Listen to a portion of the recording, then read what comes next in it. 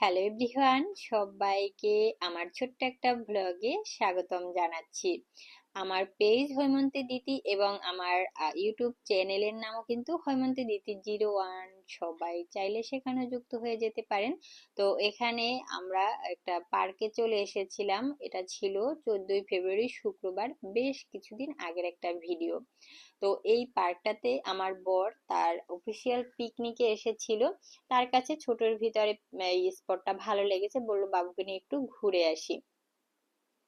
আর আমার বরের একটা স্বভাব হচ্ছে, সে কোথাও গেলে যদি আমরা না যেতে পারি তার সাথে পরবর্তীতে কোনো এক সময় হয়তোবা সেখানে একটু ঘুরিয়ে নিয়ে আসে, বা কোথাও যদি খাবার খেয়ে আসে যে আমাদের নিতে পারেনি বা খাবারটা খুব টেস্টি ছিল, সে অবশ্যই সেটা আমাদেরকেও সেখানে নিয়ে খাওয়ায় নিয়ে আসে।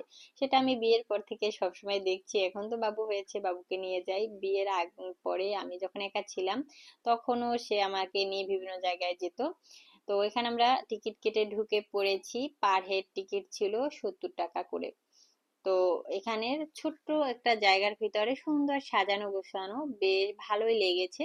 আর এই ফুলের টবের সিস্টেমটা আরো বেশি ভালো লেগেছে। এখন সব টবে ফুল নেই, কারণ প্রায় সিজনটা শেষের দিকে চলে এসেছে। তো সে আমাদের ঘুরে ঘুরে দেখাচ্ছিল তারা কোথায় কোথায় ঘুরেছে, কি খেয়েছে, কোথায় বসে অনুষ্ঠান হয়েছে, সবগুলোই দেখাচ্ছিল।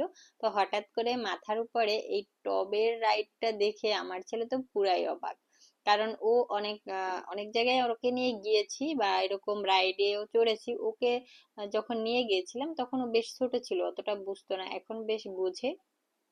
তো এখানে বেশ কিছুটা ফুল ছিল, সব টবে ফুল ছিল না, কিন্তু এই সাইডটাতে বেশ কিছু ফুল ছিল। আর এই পিটুনিয়া ফুলগুলো আমার কাছে খুবই ভালো লাগে, এত কালারফুল।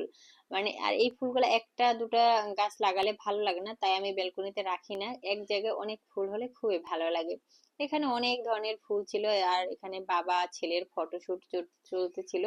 আর এখানে রসগোল্লা, সে চারপাশে এত মিউজিক, এত খেলনা দেখে খুবই অবাক ভাবে দেখছিল, কিন্তু ছবি তুলতে চাচ্ছিল না, কারণ ও যে মিউজিক বাজতেছিল সেগুলো দেখতেছিল। তো এখানে ওকে নিয়ে আমরা প্রথম একটা রাইডে উঠলাম। এটা হচ্ছে ট্রেন, ছোট্ট একটা ট্রেন। যেহেতু এই জায়গাটা ছোট, সব রাইড গুলোই ছোট, মানে বাচ্চাদের জন্য এই রাইডটা একেবারেই পারফেক্ট। তো এখানে উঠেও তো অবাক পুরাই, যে কিসে উঠেছে, আবার একটু শব্দ হচ্ছিল, সব মিলিয়ে ভালোই লাগছিল যে ওকে আমরা প্রথম কোনো রাইডে উঠাতে পেরেছি। তো এরপরে আমরা আবারও চলে গেলাম আর একটা রাইডে। ও তো ছোট এখনো, সব রাইডে উঠতে পারে না, যে রাইড গুলোতে উঠতে পারে সেই রাইড গুলোতে ওঠার চেষ্টা করেছিলাম যাতে ও ভয় না পায়। আর আমরা চাচ্ছিলাম ওর ভিতরে যাতে একটু সাহস হয়, পরবর্তীতে অন্য রাইডে উঠতে পারে আর কি। তো এই যে আমরা একটা সোয়াম রাইড ছিল, এটা উঠে